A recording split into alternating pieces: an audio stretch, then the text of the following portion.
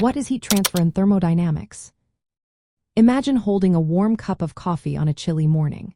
The heat from the coffee moves to your hands, warming them up.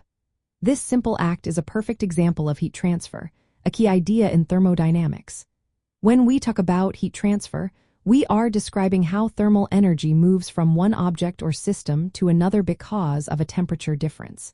It happens all around us, from the sun warming the earth to a stove heating food.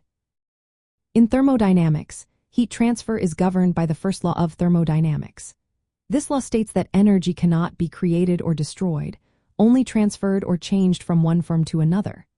So, when heat moves from a hot object to a cooler one, energy is conserved overall. The second law of thermodynamics tells us that heat naturally flows from higher temperature areas to lower temperature areas, increasing the overall disorder or entropy of the system. This means heat will always move in a direction that makes the universe more disorganized, or at least as disorganized as it can be. There are three main ways heat transfer happens. The first is conduction. Think of a metal spoon in hot soup. The heat travels through the spoon by direct contact between molecules. Hotter molecules bump into cooler ones, passing kinetic energy along. Metals are good conductors because their particles transfer energy efficiently, while materials like wood or air are poor conductors and act as insulators.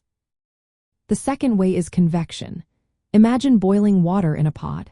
The hot water rises because it becomes less dense, while cooler water sinks. This creates a circulation pattern called convection currents. These currents help transfer heat throughout the liquid or gas.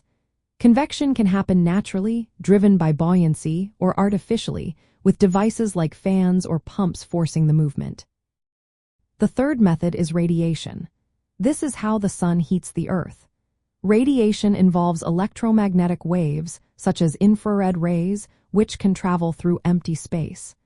Unlike conduction and convection, radiation does not need a medium to transfer heat.